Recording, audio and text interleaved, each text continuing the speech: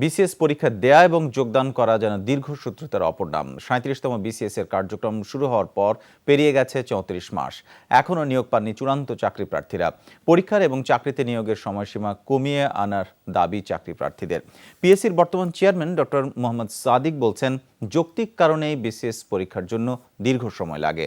তবে যোগ্য প্রার্থী বাছাই এবং নিয়োগ প্রদানের ক্ষেত্রে সময় কমিয়ে আনা সম্ভব বলে মনে করেন পিএসসির সাবেক চেয়ারম্যান ইকরাম আহমেদ। প্রজাতন্ত্রের বেসামরিক প্রশাসনের উচ্চ পর্যায়ের যোগ্য চাকরিপ্রার্থী সন্ধান করে থাকে সরকারি কর্ম কমিশন বা পিএসসি। তবে প্রার্থী বাছাইয়ে এই প্রক্রিয়া বেশ সময় সাপেক্ষ ও দীর্ঘ। ৩৭তম বিসিএস এর বিজ্ঞপ্তি প্রকাশের পর পেরিয়ে গেছে ৩৪ মাস। পিএসসি চূড়ান্ত প্রার্থীদের সুপারিশ করার পর ৭ মাসেও নিয়োগ দিতে পারেনি জনপ্রশাসন মন্ত্রণালয়। ৩৬তম বিসিএসে নিয়োগ পেতে সময় লাগে ৩৭ মাস।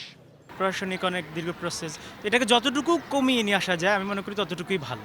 আফটার 2 ইয়ার্স বা 3 ইয়ার্স পর একটা করে বিসিএস হয়, তাহলে দেখা যায় যে এই বেকারত্বের পরিমাণটা লোক সংখ্যাটা অনেক বেশি বেড়ে যাচ্ছে। ইনভেস্টিগেশনের যে প্রক্রিয়াটা আছে এটা খুব দ্রুত সময়ের মধ্যে করে তরুণ সমাজকে একটা স্বস্তির জায়গায় নিয়ে আসতে হবে। শিক্ষা ক্যাডারের জন্য ১৫০০ মার্কস আর সাধারণ ক্যাডারের জন্য ১৩০০ মার্কসের পরীক্ষায় অবতীর্ণ হতে হয়।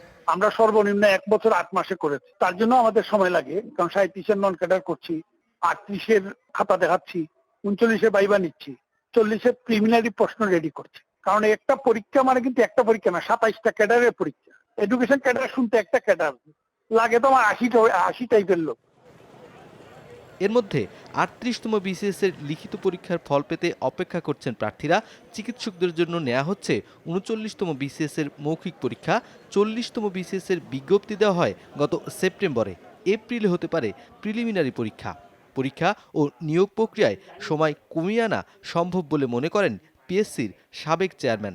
জাতিরও প্রত্যাশা যেটা প্রতি বছর পরীক্ষা হবে এবং 1 বছরের মধ্যে পরীক্ষা গ্রহণ প্রক্রিয়া সম্পন্ন করতে হবে। অনেক সময় কমানো সম্ভব এবং সেটাই বাঞ্ছিত। 2 কারণেই, তাদেরও ব্যস্ততার জন্য হয়তো তারা সবসময় পারেন না, আবার অনেক সময় ঠিকানায় হয়তো ক্যান্ডিডেটও নেই। পুলিশকেও একটা সময়সূচি বেঁধে দেওয়া হয় যে এই সময়ের মধ্যে আপনাকে রিপোর্ট দিতে হবে। নিয়োগ প্রক্রিয়ায় কেন দীর্ঘ সময় লাগে এ বিষয়ে জানতে চেয়ে জনপ্রশাসন মন্ত্রণালয়ে যোগাযোগ করা হলে কোনো উত্তর মেলেনি। নূর নবী সরকার, যমুনা নিউজ, ঢাকা।